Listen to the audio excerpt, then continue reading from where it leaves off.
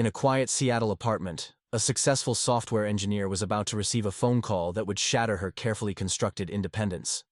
What started as a peaceful Tuesday evening reviewing savings accounts took a shocking turn when they came face to face with a family crisis that would test every boundary she'd ever built. Sarah Mitchell wasn't your typical eldest daughter. For over a decade, she had spent her life escaping the toxic financial dynamics of her childhood. Known for her analytical mind and hard-won emotional boundaries, when she encountered her sister's desperate plea for $40,000 to save her home, she had no idea she was walking into a calculated campaign of manipulation and legal warfare. Sarah's refusal to empty her life savings would lead to a social media destruction campaign, a frivolous lawsuit, and the complete fracturing of her family. What began as a simple request for financial help would become a battle for the right to live her own life without guilt or obligation. The Mitchell family would never be the same after Sarah chose her own future over enabling a generational cycle of dysfunction.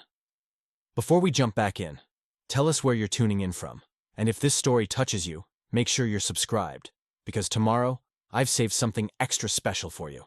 Sarah Mitchell's fingers traced the final digits on her laptop screen, 45,127.83. The number glowed back at her from her savings account, representing 3 years of careful budgeting, overtime hours, and every coffee shop indulgence she'd denied herself. She leaned back into her apartment's worn leather couch, Seattle's evening skyline twinkling beyond her windows like scattered promises. The real estate app on her phone displayed a modest 2-bedroom house in Ballard. Nothing fancy, but it had hardwood floors and a small garden where she could finally plant something that belonged to her.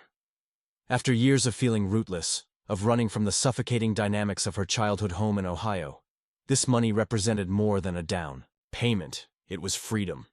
It was proof that she'd built something solid, something untouchable by the chaos she'd left behind. Her phone buzzed against the coffee table, Emma's contact photo lighting up the screen, a candid shot from last Christmas where her younger sister was laughing, flower in her dark hair, little Lily perched on her hip. Sarah almost let it go to voicemail. Emma's calls these days usually meant drama, some crisis that required Sarah's analytical mind to solve or her wallet to fix. But it was past 9 on a Tuesday, unusual for Emma to call this late. "Hey, Em," Sarah answered, settling deeper into the cushions. "Everything okay?" The sob that came through the line made Sarah sit up straight. "Sarah, we're going to lose the house." The words tumbled out in a rush of tears and half-coherent explanations. The mortgage payments they'd been struggling with since Jake lost his job at the auto shop 6 months ago.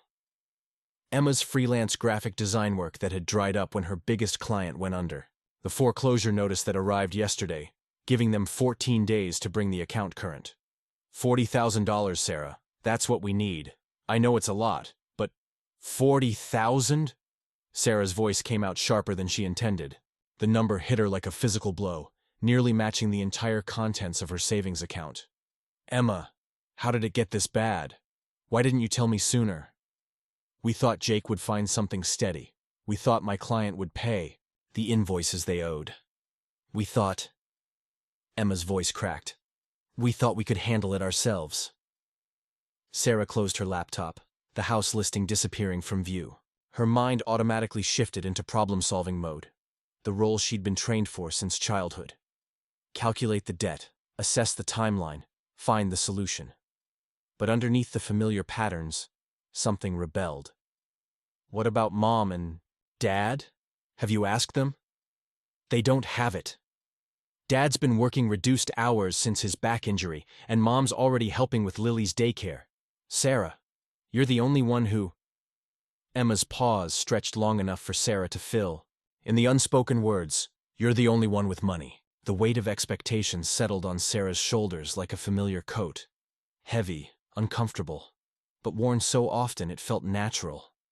She thought of 3-year-old Lily, who called her Aunt Sarbear, and drew crayon pictures that Sarah kept magneted to her refrigerator. She thought of Emma's dreams when they were kids, how she'd sketch elaborate house plans and talk about the family she'd have someday. "I don't know if I can... Please." Emma's whisper cut through Sarah's hesitation. "I know I haven't been the best sister. I know I've made mistakes, but Lily, she loves this house. It's the only home she's ever known.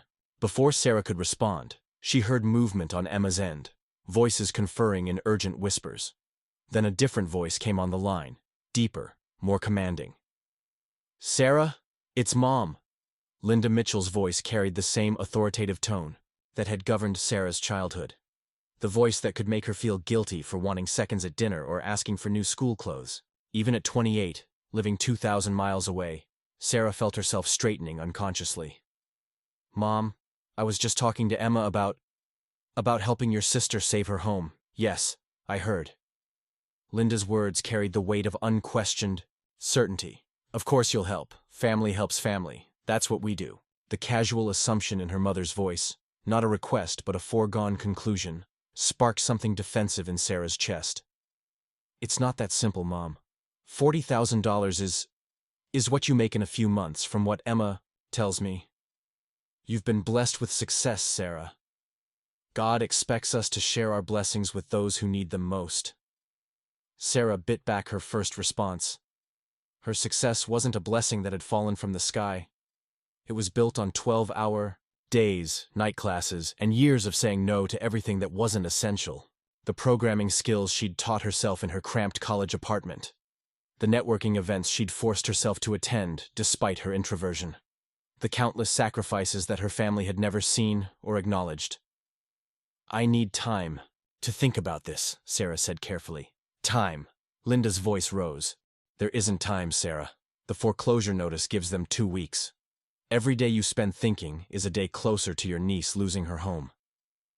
In the background, Sarah could hear Emma's muffled crying, the sound designed to twist her heart in precisely the way it had been engineered to work. She heard Jake's voice too, though she couldn't make out the words. Defensive, proud, probably hating that his wife had to beg her sister for money. "I understand the timeline, Mom, but this is almost everything I have saved." "For what? That house you're always talking about?" Linda's dismissive tone made Sarah's jaw clench. "Houses can wait. Family can't. Your sister needs you now, not when it's convenient for you." The familiar pattern asserted itself. Linda pushing, Sarah defending, the conversation spiraling into emotional manipulation disguised as family loyalty. Sarah recognized the tactics from years of therapy sessions, could see the strings being pulled even as she felt herself responding to them. What about other options? Have they looked into loan modification? Government assistance programs? Sarah Elizabeth Mitchell. Her mother's use of her full name was a weapon from childhood, deployed when defiance needed to be crushed. "I cannot believe I raised a daughter who would look for excuses when her family is in crisis. Your father worked overtime for years to pay for your college. I took extra shifts to help with your expenses. We invested in your success, and now it's time for you to invest in your family." The guilt landed like a physical blow. Sarah remembered those extra shifts, her father's aching back, the way her parents had stretched their modest income to help her through school. But she also remembered being told it was her responsibility to help Emma with homework, to clean up after her sister's mistakes, to be the reliable one while Emma got to be creative and spontaneous. "I need to think about this," Sarah repeated, her voice steadier now but her heart hammering against her ribs. The silence stretched long enough that Sarah wondered if the call had dropped. Then Linda's voice came back, cold in a way that made Sarah's stomach clench. "I hope you can live with whatever decision you make, Sarah. I hope when you're sitting in your fancy apartment in your fancy city, you remember that your family needed you, and you chose yourself instead." The line went dead. Sarah stared at her phone, the sudden silence of her apartment feeling oppressive after the emotional intensity of the call.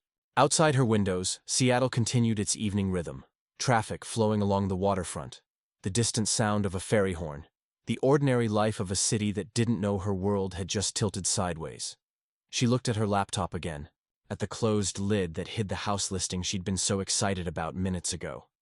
$40,000, 2 years of careful saving, the foundation of the independent life she'd built. The proof that she'd escaped the endless cycle of family crisis and obligation that had defined her childhood. Her phone buzzed with a text from Emma.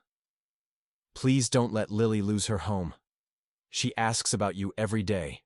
Attached was a photo, Lily in her pajamas, holding a drawing of a house with a rainbow over it. For Aunt Sarbear, written in Emma's careful script across the bottom. Sarah set the phone aside and walked to her kitchen window, looking out at the lights of the city she'd chosen over the small Ohio town where expectations felt like gravity, pulling everything back down to earth. She'd spent years in therapy learning to recognize manipulation, to build boundaries, to choose her own path instead of the one her family assumed she'd follow. But as she stood there, surrounded by the independence she'd fought so hard to build, the drawing of a little girl's rainbow house felt heavier than all her carefully constructed defenses. Marcus Williams's hand reached for the tissue box on his desk as Sarah's shoulders shook with the force of her tears. She'd been talking for 20 minutes straight, the words pouring out like water through a broken dam. The phone call, the $40,000, the crushing weight of family expectations that felt designed to pull her back into patterns she'd spent years learning to escape. "I keep seeing Lily's face," Sarah whispered, accepting the tissue. "She's 3 years old, Marcus. She doesn't understand foreclosure or family dysfunction. She just knows her house might disappear." "And what does that make you feel?" Marcus asked, his voice carrying the gentle authority of someone who'd spent 15 years guiding people through family trauma. His office in Capitol Hill felt like a sanctuary. Soft lighting, books lining the walls, the sound of rain beginning to tap against the windows. Guilty. Terrified. Angry. Sarah's analytical mind kicked in even through her emotions. Guilty because I have the money and could help. Terrified because giving it away means losing everything I've built. Angry because... She paused, searching for words that felt safe to say aloud. "Because this pattern is familiar?" Sarah nodded, her breath coming easier as Marcus identified what she couldn't quite name. "Emma's always been the one who needed rescuing. When we were kids, I was the responsible one. I did homework while she painted. I saved allowance while she spent it on art supplies. When she got in trouble, I was expected to help fix it." "And your parents' response to that pattern?" "They enabled it." The words came out harder than she intended. Mom would say Emma was creative and needed support, while I was practical and could handle responsibility. But it wasn't a choice, Marcus. It was just expected. Marcus made a note, his expression thoughtful. "What's different now? Now the numbers are bigger. Now I'm not a kid who can be told what to do." Sarah wiped her eyes, feeling the familiar tension between her desire to help and her need for self-preservation. "But the guilt feels exactly the same, like I'm selfish for wanting my own life." "Tell me about that guilt." Sarah was quiet for a long moment, watching the rain streak down the windows. "My parents did sacrifice for me. Dad worked overtime, Mom took extra shifts. They helped me through college when they didn't have money to spare. Part of me feels like I owe them, like my success belongs to the family, not just to me." "And what did you sacrifice during that time?" The question caught Sarah off guard. "What do you mean?" "You mentioned being the responsible one, helping Emma, meeting expectations. What did you give up to fill that role?" Sarah felt something shift in her chest, a recognition she'd been avoiding. "I never got to be the kid who made mistakes. I never got to be impractical or spontaneous. I had to be perfect because someone needed to hold everything together." "That sounds like a significant sacrifice." "But that's just what older siblings do, right?" Sarah's voice carried a note of uncertainty, as if she was testing a belief she'd held for years. "Is it? Or is that what you were told older siblings do?" The distinction hit Sarah like a revelation. She thought of her co-workers who had siblings. Mei Lin, whose younger brother was an engineer like her, responsible for his own success and failures. Ashley, whose family relationships were supportive but boundaried, where help was offered freely but never demanded. "I don't know how to tell the difference anymore," Sarah admitted, "between normal family loyalty and this. What does this feel like?" "Like emotional blackmail." The words came out before Sarah could stop them, sharp and honest. "Like my success is being used against me. Like love is conditional on my willingness to fix everyone else's problems." Marcus nodded, making another note. "What would happen if you said no?" "They'd be devastated. Emma might lose her house. Lily would have to move. My parents would probably never forgive me. Sarah's voice grew smaller with each consequence. I'd be the villain in the family story forever. And if you say yes? Sarah was quiet for a long time, thinking about the house listing on her laptop, the independence she'd fought to build, the precedent she'd be setting for future crises. I'd be broke. Back to square one financially. And Emma would learn that someone will always bail her out when things get bad. Which outcome serves your family's long-term health? The question hung in the air as Sarah considered it. She'd been so focused on the immediate crisis, the foreclosure, Lily's home, her parents' anger, that she hadn't thought about what message her response would send. The therapist in me recognizes enabling behavior, she said slowly. But the daughter and sister in me feels like a monster for even thinking that way. Those feelings can coexist, Marcus said gently. You can love your family and still recognize unhealthy patterns. You can want to help and still maintain boundaries. Sarah looked at her hands, thinking about the years of therapy that had brought her to this point. The recognition of her family's dysfunction. The slow, painful process of building an identity separate from their expectations. The move to Seattle that was supposed to create enough distance to be herself. I don't think I can give them the money, she said quietly, the admission feeling like a betrayal and a relief at the same time. What makes you certain of that? Because it won't stop here. There will always be another crisis, another emergency that requires my help, and I'll never be allowed to live my own life. Sarah's voice grew stronger as she spoke. I can't buy a house because Emma needs $40,000. Next year maybe I can't take a vacation because Jake needs a new car. Where does it end? Where do you want it to end? Sarah thought about her apartment, her job, the life she'd built through her own effort and determination. She thought about the woman she'd become when she was free from her family's expectations, confident, successful, able to make decisions based on her own values rather than others' needs. I want to help my family when I choose to, not when I'm demanded to. I want my success to be mine to share, not something that belongs to everyone else by default. Marcus smiled, the first time she'd seen him genuinely pleased during their session. That sounds like a healthy boundary. Then, why does it feel so wrong? Because you've been taught that your value lies in your usefulness to others. Breaking that pattern feels like selfishness, because it's been labeled that way your entire life. Marcus leaned forward slightly. But choosing your own path isn't selfish, Sarah. It's necessary for your mental health and for your family's growth. Sarah felt something settle in her chest, a calm she hadn't experienced since Emma's call. The decision still felt enormous, still carried weight that made her stomach clench. But for the first time, it also felt right. I need to call them back, she said.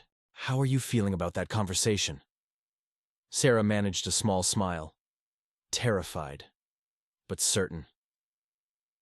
The rain continued against the windows as Sarah gathered her courage for what she knew would be the most difficult phone call of her life. Sarah stared at her phone for 10 minutes after leaving Marcus's office, her thumb hovering over Emma's contact. The Seattle evening had turned cold, rain drumming against her apartment windows with increasing intensity. She'd rehearsed the conversation in her head during the drive home, but now that the moment had arrived, every practiced word felt inadequate. The phone rang 3 times before Emma answered, her voice cautiously hopeful. Sarah?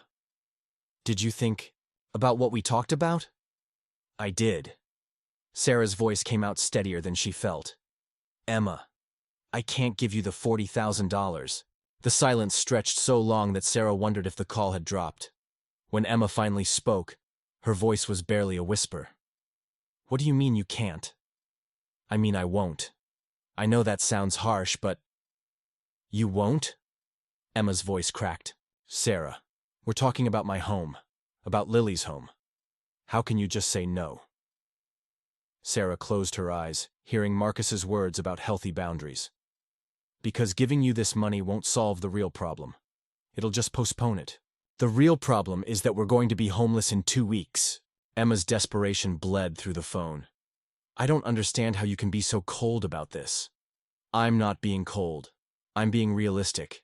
Emma, how did you get $40,000 behind on your mortgage? That's not just a few missed payments. Jake lost his job, my biggest client. When did Jake lose his job? Emma hesitated. 6 months ago. And you've been struggling with payments for how long before that? Another pause. That's not the point, Sarah. It is exactly the point. Sarah's analytical nature took over, the software engineer in her identifying patterns and systemic failures. This isn't just bad luck. This is a pattern of financial decisions that don't lecture me about financial decisions. Emma's voice rose to a shout. You don't know what it's like to have a family to support, to have real responsibilities. The accusation hit Sarah like a slap. Real responsibilities? You think I don't have responsibilities? What responsibilities? You live alone. You spend your money on whatever you want. I spend my money carefully because I work for it. I save because I plan ahead. Sarah caught herself before the conversation spiraled completely out of control. Emma, this isn't about judging your choices. This is about not enabling a pattern that's going to keep hurting you. Enabling? Emma's voice turned icy. Is that what you think this is? Your sister asking for help is enabling? Your sister being expected to fix every financial crisis is enabling, yes. The silence that followed felt dangerous. When Emma spoke again, her voice carried a hurt that made Sarah's chest ache. I never asked you for money before. Not directly. But Mom and Dad have helped you how many times? The car loan they co-signed when your credit was bad? The money for Lily's medical bills last year? Those were emergencies. And this isn't? This is different. How? Emma's breathing was ragged now, tears evident in her voice. Because I came to you. Because I swallowed my pride and admitted I needed help. Because I thought my sister would care more about my daughter's home than about her bank account. The guilt hit Sarah like a physical blow. Exactly as it was designed to. She could picture Emma crying, could imagine little Lily playing nearby, unaware that her world was about to be turned upside down. Emma, I do care. But caring doesn't mean… Obviously, it doesn't mean helping. Emma's voice turned bitter. I guess I know where I stand now. That's not fair. Fair? Emma laughed, but there was no humor in it. What's fair about having a sister who could save my home with money she won't even miss but chooses not to? I would miss it. It's almost everything I have saved. For what? A house? You can save again. We can't get another chance to keep Lily's home. Sarah felt the familiar weight of family expectations pressing down on her, the same pressure that had shaped her childhood. Be responsible. Fix the problems. Put everyone else's needs first. I'm sorry, Emma. I know this is hard, but I can't. The phone was pulled away from Emma's ear, and Sarah heard muffled voices arguing. Then a different voice came on the line. Their mother's voice, tight with controlled fury. Sarah, what exactly do you think you're doing? Mom, I was trying to explain to Emma. Explain what? How you've decided to abandon your family when they need you most? The accusation landed like a physical blow. I'm not abandoning anyone. I'm just not giving them $40,000. Same thing. Linda's voice carried the cold disappointment that had governed Sarah's childhood, the tone that could make her feel worthless with a few carefully chosen words. I have to say, I'm shocked. After everything we've done for you, everything we've sacrificed. What you've sacrificed was your choice, Sarah interrupted, surprising herself with the firmness in her voice. Our choice?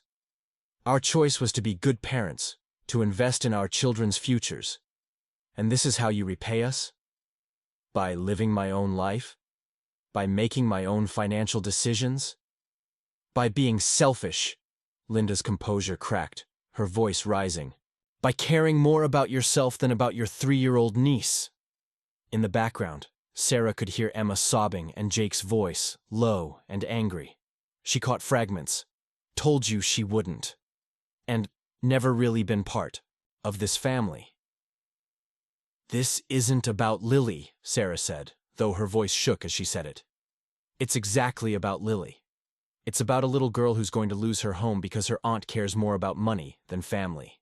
That's not true. Isn't it? Then prove it. Transfer the money tonight and show us that family means something to you. The ultimatum hung in the air, as clear as if Linda had drawn a line in the sand. Choose us or choose yourself. Choose family loyalty or personal boundaries. Choose the role you've always played or risk losing us forever. I can't do that, Mom. The silence that followed felt like the end of something irreversible. Then I guess we know who you really are, Linda said finally, her voice deadly quiet. I never thought I'd see the day when a daughter of mine would be so heartless. The line went dead. Sarah sat in her apartment's sudden silence, rain still, battering the windows, the weight of her decisions settling on her shoulders like a stone. Her phone immediately lit up with text messages, first from Emma, then from numbers she didn't recognize. Extended family members, family friends, the network of guilt and obligation that Linda was already mobilizing. How could you do this to Emma? Your sister is crying her eyes out. Family should come first, disappointed in you. Sarah turned off her phone and walked to her window, looking out at the city lights blurred by rain and tears. For the first time, in her adult life, she'd chosen herself over her family's expectations. The question now was whether she could live with the consequences. Sarah returned from her weekend hiking trip in the Cascades feeling more centered than she had in weeks. The physical exhaustion of climbing trails and the mental clarity that came from disconnecting had helped settle her nerves about the family confrontation. She'd turned off her phone Friday evening and left it that way, trusting that 2 days of silence would give everyone time to cool down. Preparing and narrating this story took us a lot of time, so if you are enjoying it, subscribe to our channel. It means a lot to us. Now back to the story. That trust proved catastrophically naive. She powered on her phone in her apartment's parking garage Sunday evening, expecting maybe a few more guilt-laden texts from extended family. Instead, her screen exploded with notifications. Missed calls, text messages, voicemails, Instagram mentions, Facebook tags. The volume was overwhelming, but it was the tone that made her stomach drop. The first Facebook notification showed her tagged in a post from her mother's account. The image was a family photo from last Christmas, Sarah, Emma, Jake, and Lily around the tree, everyone smiling. But Linda's caption made Sarah's blood run cold. Heartbroken that family doesn't mean what it used to, when your own daughter has over $50,000 saved, but won't help save her sister's home and her granddaughter's stability. Some people forget where they came from, praying Emma and little Lily find the help they need elsewhere, since blood apparently doesn't matter anymore. Family first. Heartbroken. The post had 63 comments and had been shared 18 times. Sarah's hands shook as she scrolled through the responses. Extended family members expressing shock and disappointment. Family friends offering sympathy to Linda and condemnation for Sarah. Neighbors from her childhood expressing disbelief that sweet little Sarah Mitchell could be so heartless. But it was the comments that included specific details about her life that made Sarah's chest tighten with panic. She makes over $90,000 a year working for some tech company in Seattle and can't spare $40,000 for her sister's house? Disgusting. Linda, I heard she has almost $50,000 just sitting in savings. What is wrong with people these days? That software engineer job must have made her think she's too good for her family. Her phone buzzed with a call from Mei Lin. Sarah answered on the first ring. Sarah, what the hell is happening? I just saw your mom's Facebook post and... You saw it? Sarah's voice came out as a whisper. It's everywhere. She tagged you, your company, half the people from your hometown. Sarah, she posted screenshots of text conversations, private conversations between you and Emma. Sarah felt the world tilt sideways. What kind of screenshots? Emma crying about losing her house. You saying you won't help. It's edited to make you look. Mei Lin paused. It's bad, Sarah. Really bad. Sarah fumbled with her phone, navigating to her mother's page. There they were. Screenshots of text conversations she'd had with Emma over the past 6 months. Conversations about Emma's financial struggles. Sarah's advice about budgeting. Emma's requests for smaller amounts of money that Sarah had sometimes given.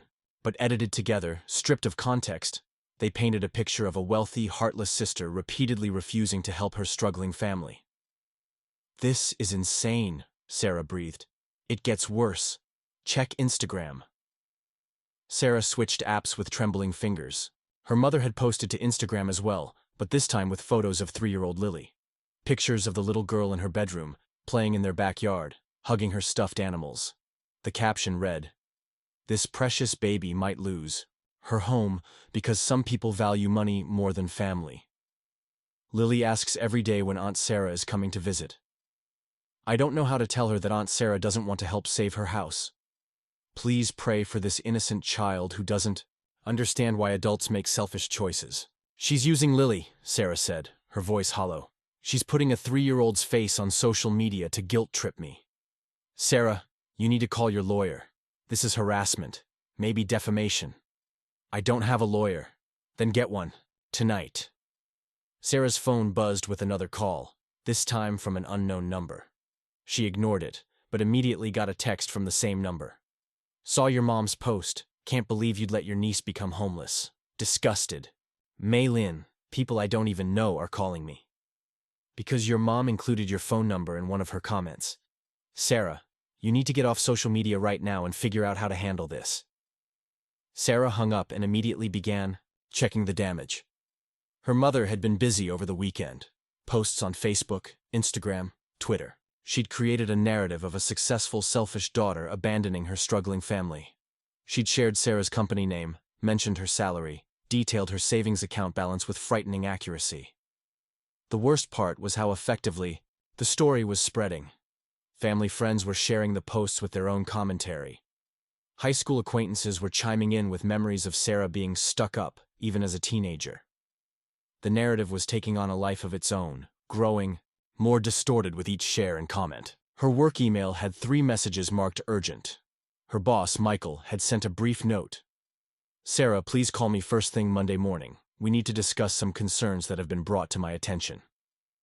The other 2 emails were from HR, requesting a meeting to discuss social media activity affecting the workplace environment. Sarah realized with growing horror that her mother had found her company's Facebook page and left comments there too, along with several family friends who were now concerned about the character of her employer's staff. Her phone rang again. Ashley this time. Sarah, oh my God, are you okay? No. Sarah's voice cracked. Ashley, she's destroying my reputation, my professional reputation. People at work are going to see this. I know, honey. I saw the posts. This is... Ashley paused, searching for words. This is psychological warfare. I don't understand how someone could do this. To their own daughter. Control, Ashley said simply. You didn't do what she wanted. So now she's trying to destroy your ability to say no. If your career suffers, if your reputation is ruined, maybe you'll be desperate enough to give in. Sarah felt something cold settle in her chest. The realization that her mother, the woman who had raised her, who had supposedly loved and supported her, was willing to sacrifice Sarah's entire life to get what she wanted. What do I do? First, screenshot everything before she can delete it. Document all of this. Then you call a lawyer and you fight back. I can't afford a legal battle.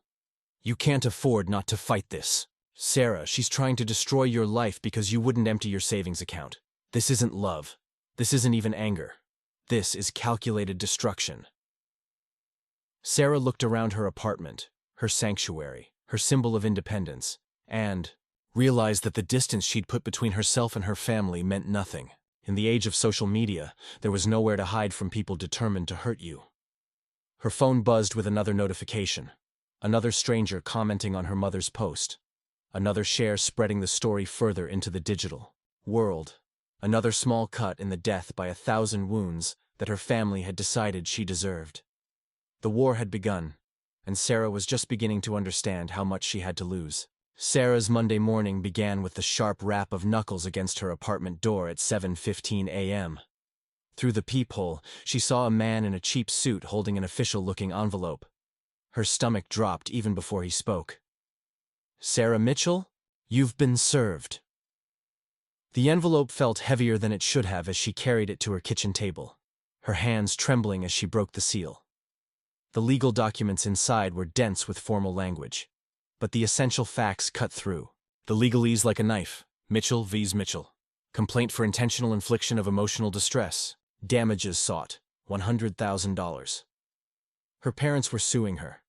The complaint painted a picture of a heartless daughter whose callous refusal to provide financial assistance had caused severe emotional trauma to her family. It detailed Emma's depression.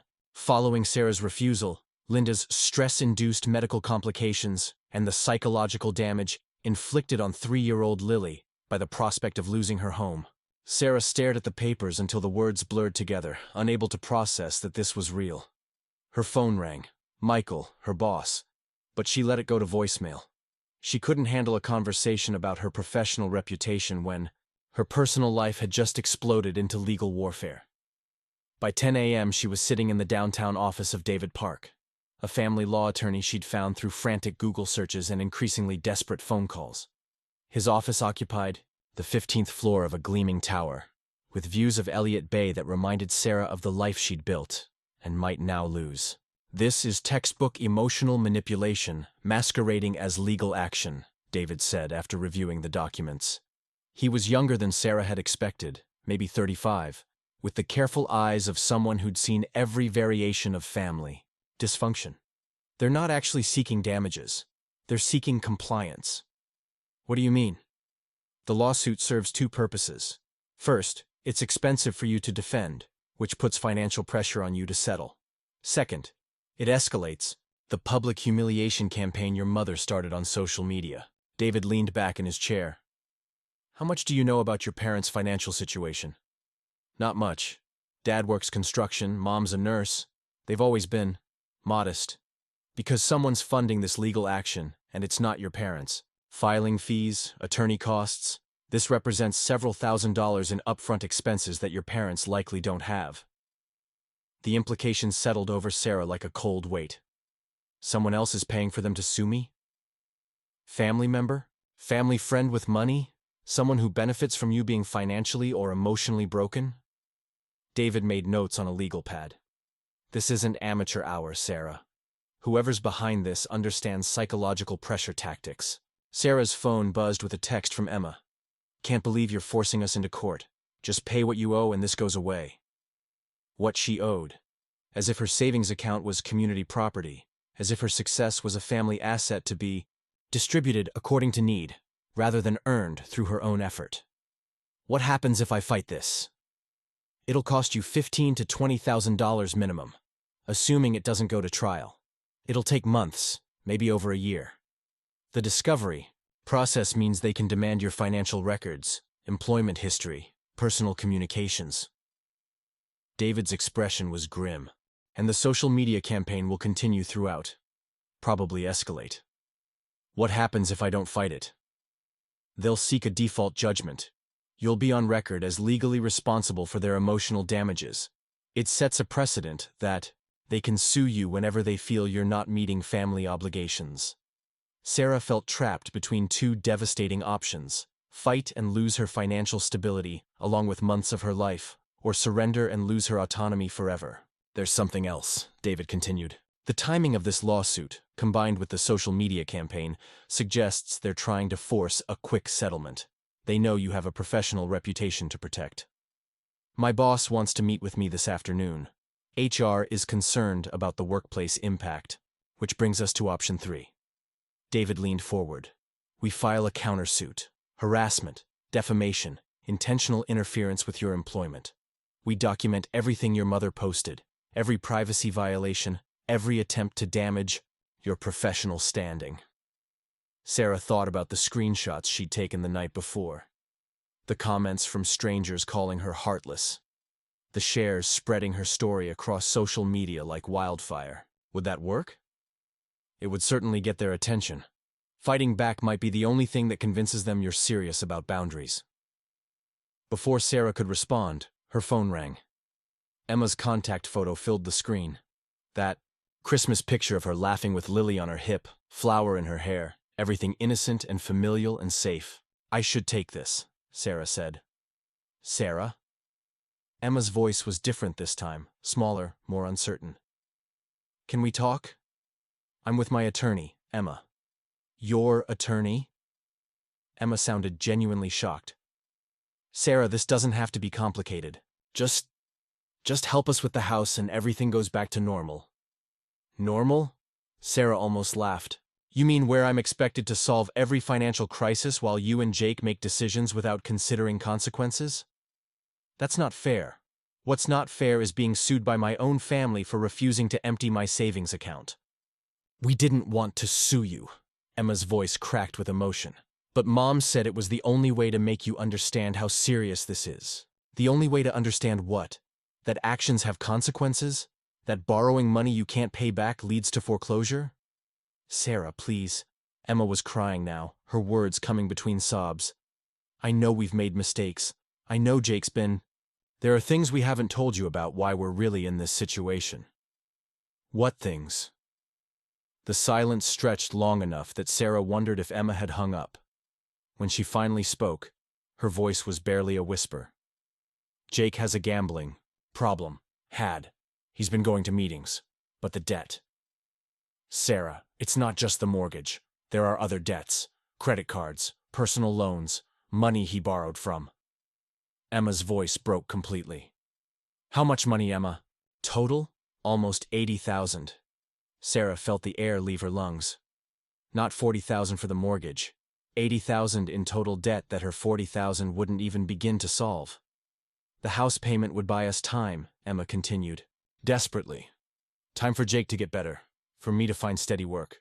For us to figure out a real solution. Or time for the debt to grow larger while you avoid dealing with the real problem. I know how it sounds, but it sounds like you lied to me. It sounds like you wanted me to pay $40,000 as a down payment on $80,000 of debt that I'd be expected to cover eventually. Emma's silence was answer enough. Sarah looked at David, who had been listening to her side of the conversation with growing understanding. Emma, I'll call you back. She hung up and met David's eyes. File the countersuit, she said. Sarah's phone rang at 6:47 a.m. on Thursday, jerking her awake from the first solid sleep she'd managed in days. The caller ID showed an unknown Oregon number, and her first instinct was to ignore it. Another stranger calling to express their opinion about her family situation. But something made her answer. Sarah Mitchell? Yes? This is Grace Morrison, Jake's sister. I know you don't know me, but I need to talk to you about Emma and Jake's situation. I'm a social worker, and I've been watching this whole mess unfold with growing concern. Sarah sat up in bed, instantly alert. What kind of concern?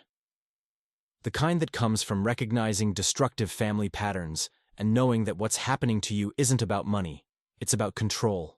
Grace's voice carried the professional calm of someone accustomed to navigating family crises. Can we meet? I have information you need to hear. 2 hours later, Sarah sat across from Grace Morrison in a small coffee shop in Belltown. Grace was in her early 30s with short auburn hair and tired eyes that suggested she'd seen too much family dysfunction in both her professional and personal life. She'd driven up from Portland specifically for this conversation. I want to start by saying I love my brother, Grace began, stirring sugar into her coffee with deliberate motions. But Jake has been lying to Emma about the extent of his gambling problem, and Emma has been lying to your family about their real financial situation. How bad is it really? Grace pulled out a folder from her briefcase. Jake came to me 3 weeks ago, desperate and ashamed. He'd been hiding the full scope of his debts from Emma. The 80,000 she mentioned to you, that's just what she knows about. Sarah felt her stomach drop. How much more? Another 40,000, maybe 50. Jake's been borrowing from payday loan places, taking cash advances on credit cards Emma doesn't know about. The gambling problem didn't stop when he lost his job. It got worse. He was chasing losses, convinced he could win back enough to fix everything before anyone found out. The coffee shop's ambient noise, grinding machines, casual conversations, morning bustle, felt surreal against the weight of Grace's revelations. Sarah thought about Emma's tearful phone calls, her genuine desperation, her belief that $40,000 could save her family. Does Emma know any of this? She suspects something, but Jake's convinced her it's all under control. And your mother? Grace's expression darkened. Your mother has been encouraging Emma to keep pressuring you instead of facing the real problems. What do you mean? Linda called me last week. She wanted me to talk to you, to explain how much Lily needs stability, how important family loyalty is. Grace's voice carried disgust. When I suggested that maybe Jake and Emma needed counseling and financial planning instead of a bailout, she accused me of not caring about my own niece. Sarah absorbed this information, feeling pieces of a larger puzzle clicking into place. She's been orchestrating this whole thing. More than that, she's been actively sabotaging any attempts at real solutions. Grace leaned forward. Did you know your parents offered to co-sign a loan modification for Emma and Jake? No, they said they didn't have money to help. They don't have cash, but they have decent credit and home equity. The loan modification would have reduced Emma's mortgage payments by $800 a month, enough to make the house affordable even with Jake's reduced income. Grace paused. But Linda withdrew the offer when Emma started talking about Jake going to Gamblers Anonymous. Why would she do that? Because a loan modification doesn't require you to bail them out. Because Jake getting treatment means taking responsibility instead of being rescued. Because real solutions don't make you the villain for having boundaries. Sarah stared at her coffee, processing the manipulation that had been happening behind the scenes. Her mother hadn't just been pressuring her to help. She'd been actively preventing other solutions that might reduce the family's dependence on Sarah's intervention. There's something else, Grace continued. The lawsuit against you? Your mother found a lawyer who's working on contingency because he specializes in family financial cases. But he's also known for settling quickly rather than going to trial. Meaning? Meaning the entire legal strategy is designed to pressure you into a quick settlement. Pay them $25,000 or $30,000 to make it go away, and everyone can pretend it was about family loyalty instead of manipulation. Sarah's phone buzzed with a text from her father, the first direct communication she'd had from him since the lawsuit was filed. The message was simple. Can we talk? Just us? She showed the text to Grace, who nodded grimly. He's been calling me too. I think he's starting to realize how far Linda has taken this. What should I do? Talk to him, but not alone, and not without understanding that he's been complicit in this whole thing, even if he's having doubts now. Grace finished her coffee and leaned back. Sarah, I want you to understand something. In my professional opinion, giving your family money right now would be the worst thing you could do for them. How can you say that? Emma could lose her house. Emma is going to lose her house. Anyway, unless Jake gets real treatment and they address their spending patterns, your $40,000 would disappear into the debt hole they've created, and 6 months from now you'd be having this same conversation about another crisis. Grace was right, and Sarah knew it. But knowing something intellectually and accepting it emotionally were different things entirely. What about Lily? Lily needs stability, but not the kind that comes from enabling her parents' dysfunction. She needs parents who model healthy financial behavior and take responsibility for their choices. Grace's voice softened. And she needs extended family members who love her enough to refuse to enable destructive patterns. Sarah thought about her 3-year-old niece who called her Aunt Sarbear and drew pictures of houses with rainbows. The idea that the most loving thing she could do was refuse to help felt impossible to reconcile with the guilt that had been instilled in her since childhood. Your brother Jake, Sarah said slowly. If he gets treatment, if they get real financial counseling, if they face the problems honestly, do you think they can save their marriage, their family? I think they have a chance, but only if the enablers step back and force them to confront reality. Grace met Sarah's eyes. That includes your parents, and it definitely includes you. Sarah's phone buzzed again.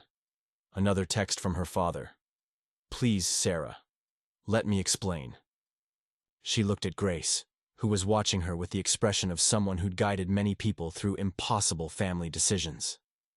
Are you willing to be an ally in this? Sarah asked. I've been waiting for someone to ask that question, Grace replied. My brother needs real help, not another bailout. And you need someone who understands that saying no can be the most loving thing you do. Sarah felt something shift inside her. Not the guilt-driven certainty she'd been struggling with, but a different kind of resolve based on clarity rather than manipulation. Then let's figure out how to help them for real. Sarah stood on Emma's front porch Saturday morning, her heart hammering against her ribs as she waited for someone to answer the doorbell. Grace Morrison stood beside her, a professional calm radiating from her despite the tension of what they were about to attempt. Robert Mitchell's truck was already in the driveway. He'd arrived an hour early, as planned, to talk with Emma and Jake before the others arrived. "Remember," Grace said quietly, "we're here to offer solutions, not ultimatums. If this turns into a shouting match, we leave." Sarah nodded, though her throat felt too tight to speak. Through the window, she could see movement inside, shadows passing between rooms, the unmistakable energy of people preparing for conflict. Emma opened the door, her face puffy from crying, dark circles under her eyes that spoke of sleepless nights. She looked at Sarah with an expression caught between hope and resentment. "I can't believe you brought a stranger to our family meeting," Emma said, though she stepped aside to let them enter. "Grace isn't a stranger. She's Jake's sister, and she's here as a professional mediator." Sarah's voice came out steadier than she felt. "We're here to help find real solutions." The living room felt smaller than Sarah remembered, cluttered, with the detritus of a family under stress. Unopened mail stacked on the coffee table, Lily's toys scattered across the floor, takeout containers on the kitchen counter. Jake sat hunched on the couch, his hands clasped between his knees, looking like a man waiting for execution. Robert stood by the window, his construction worker's frame tense with uncomfortable energy. "Where's Mom?" Sarah asked. Emma's expression hardened. She said she wouldn't participate in any meeting that included outsiders trying to interfere with family business. "Actually," Robert's voice was quiet but firm. "She said she wouldn't be in the same room as people trying to enable Sarah's selfishness." He turned to face his daughters. "I disagreed with that characterization." The admission hung in the air, the first crack in the united front that Linda had been presenting. Sarah felt a flicker of something that might have been hope. Grace stepped forward, her professional training evident in the way she claimed space without being aggressive. "I'd like to start by acknowledging how painful this situation is for everyone. Family financial crises create stress that affects every relationship, every decision, every interaction. This wouldn't be a crisis if Sarah would just help," Emma said, but her voice lacked the conviction it had carried in previous conversations. "Let's talk about that," Grace replied calmly. "Emma, what happens after Sarah gives you $40,000? We catch up on the mortgage, we get breathing room, and Jake's gambling debts?" Emma's voice faltered. "He's getting help for that." "Are you?" Grace turned to Jake, who had been silent since Sarah arrived. "Are you getting help?" Jake's shoulders slumped further. "I've been to a few meetings. Gamblers Anonymous? Yes." "How many meetings?" "3. Jake's voice was barely audible. "I keep meaning to go back, but with work and the stress of possibly losing the house." Grace nodded without judgment. "Jake, can you tell everyone here how much debt you've accumulated from gambling?" The silence stretched uncomfortably. Emma was staring at her husband with growing alarm, as if hearing something she'd been afraid to ask about directly. "Jake?" Robert's voice carried the authority of a father who'd spent years managing construction crews. "Answer the question." "About $130,000, Jake whispered. Emma's sharp intake of breath cut through the room, like a blade. "What? You said it was 80,000. You said that was everything." "I was ashamed. I kept thinking I could fix it before you found out about the rest." Sarah felt the number settle over the room like a suffocating blanket. $130,000. Her $40,000 wouldn't even make a dent. "How?" Emma's voice cracked. "How did you lose that much money?" Jake finally looked up, his face a study in self-hatred. "Online poker. Sports betting. I had a system. I thought I could predict patterns. I took cash advances on credit cards you didn't know about. I borrowed against the truck. His voice broke completely. "I'm so sorry, Em. I thought I could win it back before you found out." Emma was crying now, not the manipulative tears Sarah had heard over the phone, but the raw grief of someone watching their world collapse. "Jake, we can't pay that back. Even if Sarah helps with the house, we can't." "Which is exactly why," Enabling this crisis won't help, Grace said gently. Emma, if Sarah pays your mortgage, what happens when the credit card companies start demanding payment? What happens when Jake's gambling debts come due? He'll stop gambling. He'll get treatment. Will you? Grace asked Jake directly. Will you commit to intensive treatment, financial counseling, and complete transparency about all debts and spending? Jake nodded miserably. Yes, I have to. I can't keep living with this secret. Robert cleared his throat. There's something else that needs to be said here. He looked directly at Sarah. Your mother has been working against every solution that doesn't involve you paying money. What do you mean? Emma asked. The loan modification, the counseling services Grace recommended, the Gamblers Anonymous meetings. Robert's voice carried years of suppressed frustration. Linda convinced you that asking Sarah for money was easier than doing the work to fix the real problems. Sarah felt pieces clicking into place. She wanted me to be the solution because it meant you didn't have to face the hard truths. And because it kept you trapped in the family dynamic, where your success belongs to everyone else, Grace added. Sarah, your mother filed that lawsuit not just to pressure you, but to make sure you couldn't establish healthy boundaries with anyone in your family. Emma looked between Sarah and Grace, understanding dawning on her face. She's been manipulating all of us. Not manipulating, Robert said carefully. But she's been so focused on keeping the family together that she's been enabling behaviors that are tearing it apart. 3-year-old Lily chose that moment to wander into the living room, rubbing sleep from her eyes, her favorite stuffed elephant, clutched against her chest. The sight of her, innocent, trusting, unaware of the adult crisis swirling around her, shifted something in the room's energy. Aunt Sarbear! Lily ran to Sarah, who caught her in a fierce hug that brought tears to her eyes. Hi, baby girl, Sarah whispered against Lily's hair. Are you here to help Mommy stop crying? The question hung in the air, cutting through all, the adult complexity to the simple truth at the center of everything. Sarah looked at her niece, this bright, loving child who deserved better than the dysfunction that had shaped Sarah's own childhood. I'm here to help everyone, Sarah said, meeting Emma's eyes over Lily's head. But helping doesn't always mean giving money. Sometimes it means doing harder things. Emma wiped her tears and reached for her daughter. Like what? Grace pulled out a folder from her briefcase. Like bankruptcy counseling. Like intensive addiction treatment for Jake. Like family therapy for all of you. Like learning to manage money in ways that don't require bailouts from relatives. Bankruptcy? Emma's voice was small. Controlled bankruptcy, with professional guidance, might be the cleanest way to address Jake's gambling debts while saving your house, Grace explained. It's not failure. It's taking control of an impossible situation and creating a path forward. Jake looked up with something that might have been hope. You think we could keep the house? I think you could build a sustainable life, Grace replied. But it requires commitment to change, not just promises to change. Sarah held Lily closer, feeling the weight of decisions settling on her shoulders. Not the familiar weight of family obligation, but something different. The responsibility of choosing long-term health over short-term comfort. What do you need from me? Sarah asked quietly. Not money, Grace said. Support, boundaries, the willingness to love your family enough to let them face consequences and grow from them. Emma was crying again, but these tears felt different. Sadness mixed with something that might have been relief. I'm scared, Emma whispered. I know, Sarah replied, still holding Lily. But scared and supported is better than scared and enabled. For the first time since this crisis began, Sarah felt like they might actually find a way forward that didn't require her to sacrifice herself on the altar of family dysfunction.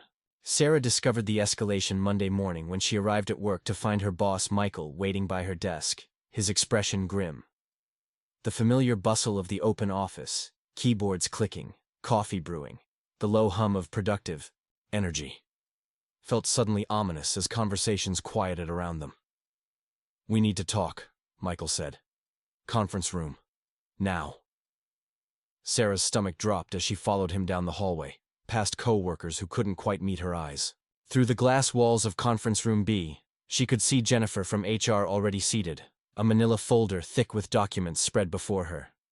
Sit down, Sarah, Jennifer said, her tone professional but strained. "We need to discuss the impact your personal situation is having on the workplace." Sarah sank into the ergonomic chair that suddenly felt like an electric chair. "What impact?" Michael pulled out his laptop, rotating it so Sarah could see the screen. Her mother's Facebook page filled the display, but this wasn't the original post from the weekend before. This was new content, posted in the last 24 hours, and it was specifically targeting Sarah's professional life. The post included screenshots of Sarah's LinkedIn profile, her company's website bio, and several photos from team events that Linda must have found on social media, but it was the caption that made Sarah's blood run cold. "Update on my heartless daughter situation. Sarah Mitchell works at TechFlow Solutions in Seattle making $95,000 per year, while her sister faces homelessness. I've contacted her employer to let them know what kind of person they have representing their company. A woman who would let her 3-year-old niece lose her home is not someone any decent company should want as an employee. Accountability matters. Family values." She contacted the company directly? Sarah's voice came out as a whisper. Jennifer nodded grimly. "Multiple times. Phone calls, emails, Facebook messages to our official page. She's posted reviews on Glassdoor claiming we employ people with no moral character. She's tagged us in Twitter posts about family values and corporate responsibility." Michael leaned forward, his expression torn between sympathy and professional necessity. "Sarah, I know this is a personal family matter, but it's affecting our work environment. Clients are asking questions. Our social media manager spent 3 hours yesterday responding to comments on our company pages. I'm sorry, I had no idea she would—" "There's more," Jennifer interrupted. "She's apparently reached out to several of our clients directly, using contact information she found on our website. She told Brennan Industries that you're emotionally unstable and suggested they might want to reconsider working with our team." Sarah felt the walls of the conference room closing in. Her professional life, the thing she'd built independently, the foundation of her identity separate from family dysfunction, was being systematically destroyed. "What are my options?" Michael and Jennifer exchanged a look that told Sarah everything she needed to know before they spoke. "We're placing you on administrative leave pending resolution of this situation," Jennifer said. "It's paid leave, and it's not disciplinary action against you personally, but we can't have this level of disruption continuing to affect our operations." "Administrative leave." Sarah repeated the words, trying to process their meaning. "For how long?" "Until you can guarantee that your family situation won't continue to impact the workplace," Michael said. "I'm sorry, Sarah. We all know you're a valuable employee, but this has escalated beyond what we can manage internally." Sarah walked out of the office building feeling like she was floating outside her own body. 5 years of building her career, of proving herself in a competitive field, of earning respect and advancement through skill and dedication, all of it undermined by her mother's campaign of destruction. Her phone was buzzing constantly now. Unknown numbers, family members, reporters from local news outlets who had somehow gotten hold of the story. She turned it off and drove to David Park's office, needing legal guidance more than ever. "This changes everything," David said, after reviewing the latest developments. "Your mother has crossed the line from family manipulation into tortious interference with your employment. We have grounds for a strong countersuit now."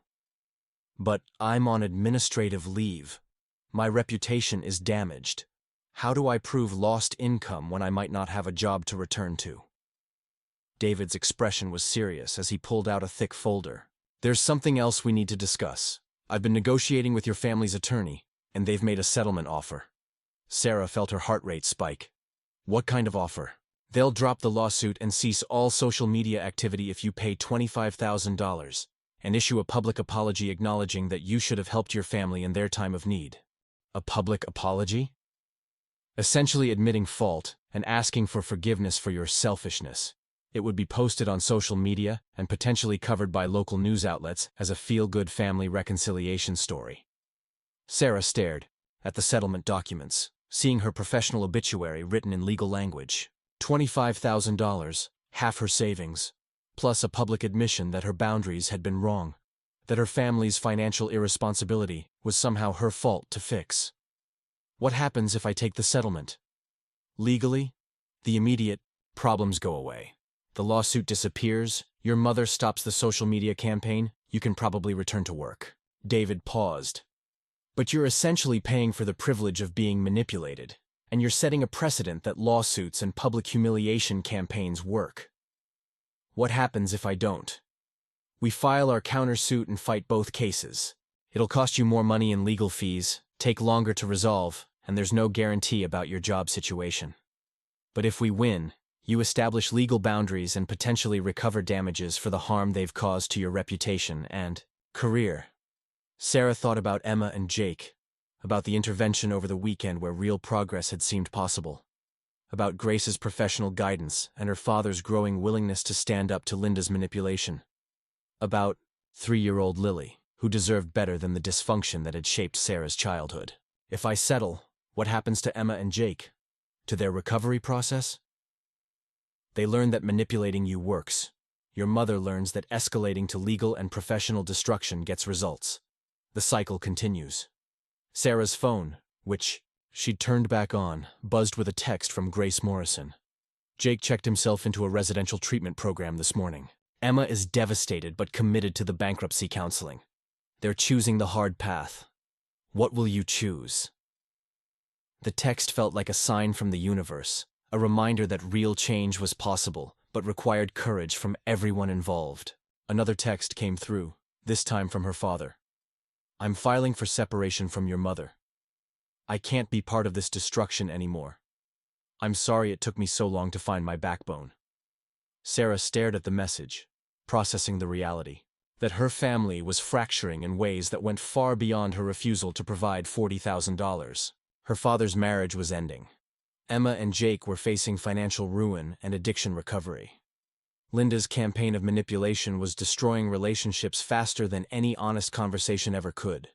The settlement offer sat on David's desk like a tempting escape route. $25,000 and a public apology, and she could return to her quiet life in Seattle. Her job would be safe, her savings partially intact, her family temporarily appeased. But appeasement was just another word for enabling, and Sarah had spent too many years in therapy learning to recognize the difference between peace and the absence of conflict. File the countersuit, she said, her voice steadier than she felt. If I'm going to lose everything anyway, I might as well lose it fighting for something I believe in. David nodded with what looked like respect. This is going to get worse before it gets better. I know, Sarah replied, thinking about Jake and treatment, Emma facing bankruptcy, her father choosing divorce over complicity. But sometimes things have to fall apart completely before they can be rebuilt properly. As she left David's office, Sarah realized she wasn't just fighting for her right to keep her money anymore. She was fighting for her family's right to grow up, to take responsibility, to build relationships based on love rather than financial obligation. The war was far from over, but for the first time, Sarah felt like she was fighting on the right side. 3 weeks after filing the countersuit, Sarah stood in the driveway of her childhood home in Ohio, her rental car's engine ticking in the November cold. The 2-story house looked smaller than she remembered, its beige siding and brown shutters as unremarkable as the middle-class neighborhood that had shaped her understanding of family, obligation, and love. Her father's truck was gone. He'd been staying with his brother since filing for separation. But Linda's Honda sat in its usual spot, and Emma's van was parked behind it. Grace Morrison pulled up as Sarah was gathering her courage, having driven down from Portland to provide professional mediation for what they all hoped would be the final confrontation. You ready for this? Grace asked, falling into step beside Sarah as they approached the front door. No, Sarah admitted, but I'm done letting fear make my decisions. The past 3 weeks had been a controlled free fall. David Park's countersuit had gotten immediate attention from local media, transforming Sarah's story from heartless sister refuses to help family to family weaponizes social media and courts against successful daughter. The narrative shift had been swift and decisive. Suddenly Linda was the villain, and Sarah was the victim of an elaborate manipulation campaign. But media vindication came with its own costs. Sarah's administrative leave had been extended indefinitely, while TechFlow dealt with the negative publicity. Her savings were draining toward David's legal fees. The stress had triggered a flare-up of the anxiety disorder she'd managed successfully for years, leaving her exhausted and emotionally raw. Linda opened the door before they could knock, her face a mask of cold fury. She'd aged in the past month, new lines around her eyes, gray roots showing in her usually perfect brown hair. The woman who had terrorized Sarah's childhood with guilt and manipulation looked smaller now, diminished by the consequences of her own actions. "I can't believe you brought that woman into our family business again," Linda said, glaring at Grace. "Grace is here as a mediator," Sarah replied, stepping into the house she'd once called home. "We're here to end this, Mom. All of it." The living room felt like a museum of Sarah's childhood. Family photos chronicling graduations and holidays, Emma's artwork from elementary school still framed on the walls, the same floral couch where Linda had dispensed guilt and expectations for 20 years. Emma sat in their father's old recliner, her face puffy from crying, while David Park arranged legal documents on the coffee table with the precision of someone accustomed to family warfare. "Emma told me about Jake," Sarah said, taking a seat across from her sister. "How's he doing in treatment?" "Better." Emma's voice was barely audible. "The counselors say he's making real progress. But Sarah, the bankruptcy. We're going to lose everything. The house, the cars, Jake's tools." "Not everything," Grace interjected gently. "You'll lose the debts that were destroying your marriage and your mental health." Chapter 7. Bankruptcy will give you a fresh start. Linda's voice cut through the room like a blade. A fresh start built on failure, on the destruction of our family's reputation.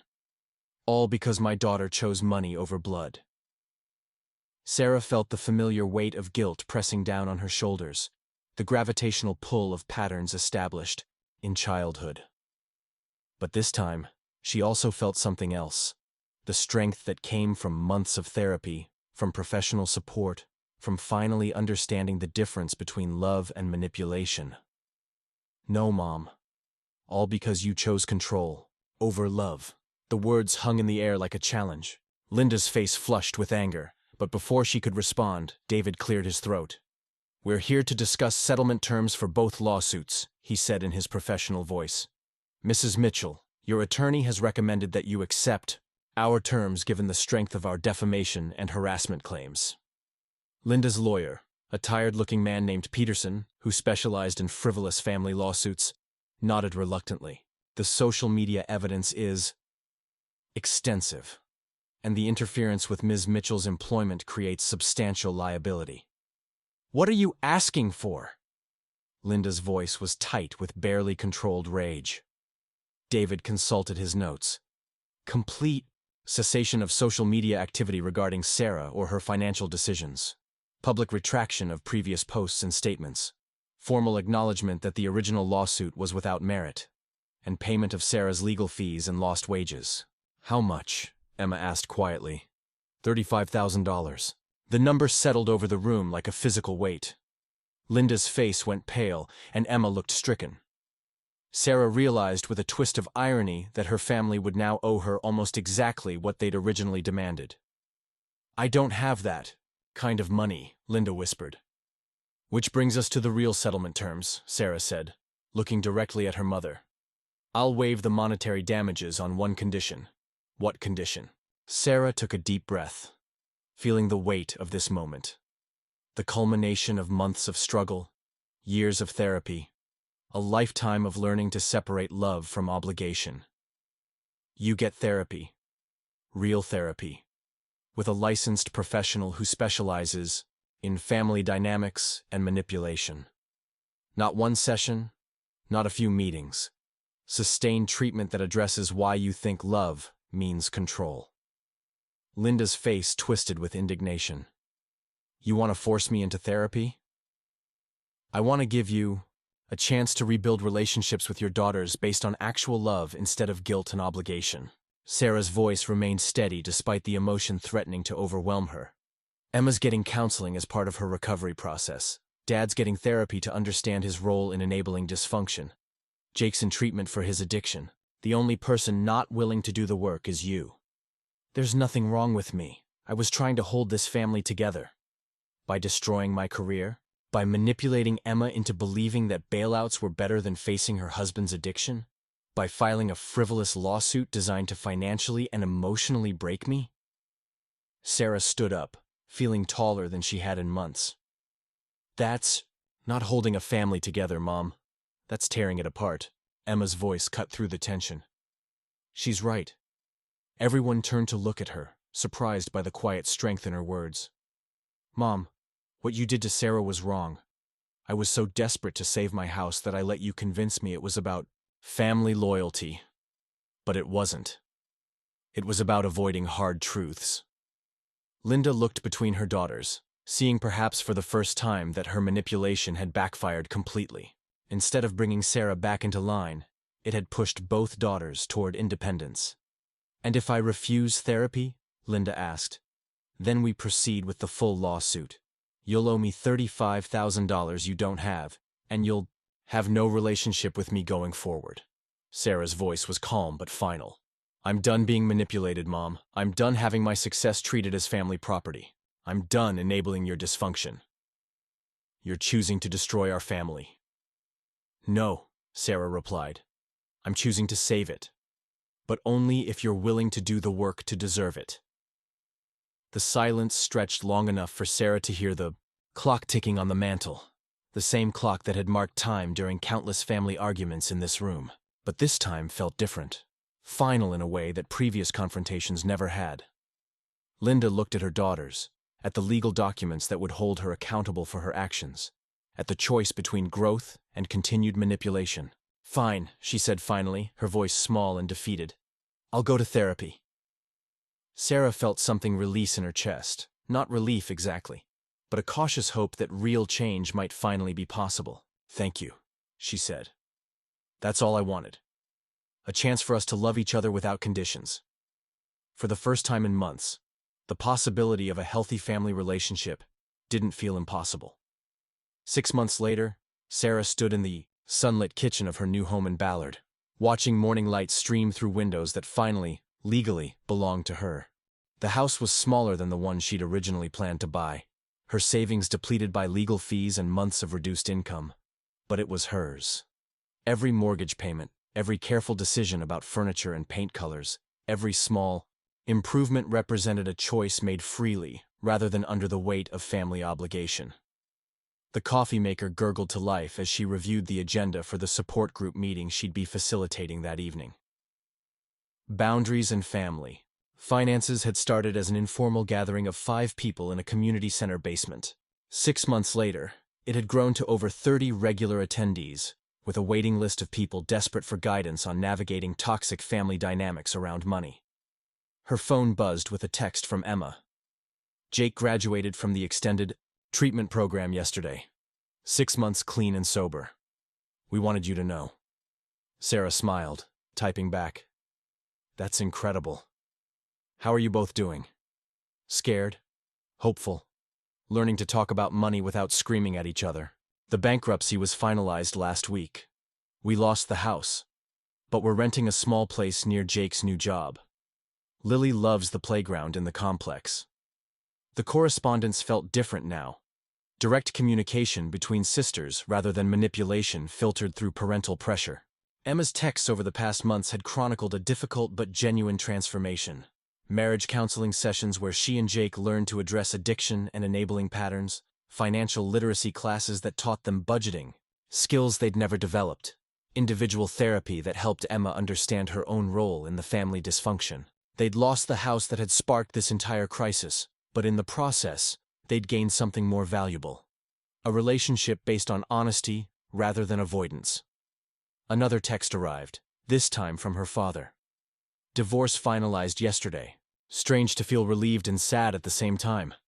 Coffee next week when you're in town for Lily's birthday? Robert had surprised everyone with his transformation.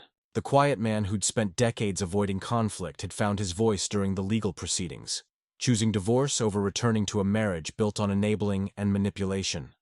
He'd moved into a small apartment near his construction job and started attending therapy, not because of legal requirements like Linda, but because he wanted to understand how he'd lost himself in decades of conflict avoidance.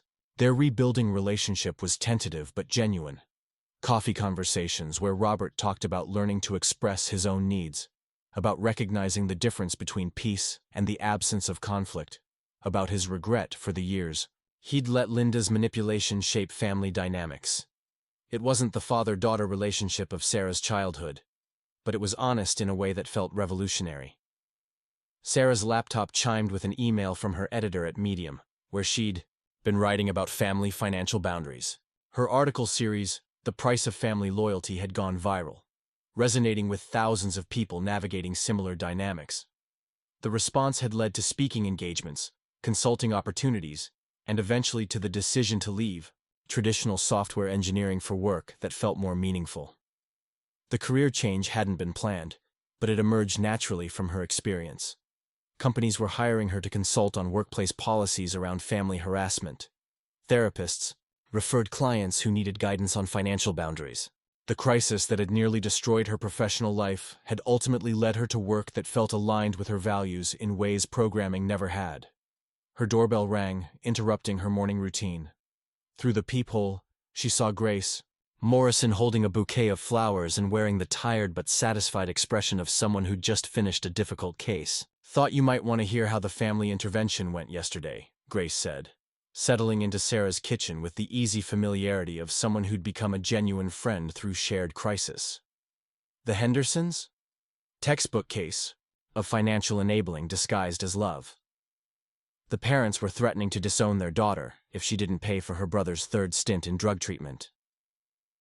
Grace accepted the coffee Sarah offered. But she held her boundaries. Offered to pay for family therapy instead of rehab, and the brother actually agreed. They'd started collaborating professionally after Sarah's family crisis resolved, Grace providing the therapeutic expertise, Sarah offering lived experience with financial boundary setting. It was rewarding work, helping people navigate the painful but necessary process of separating love from financial obligation. "Any word from Linda?" Grace asked. Sarah nodded, pulling up the email she'd received the day before. "She's been in therapy for 5 months now.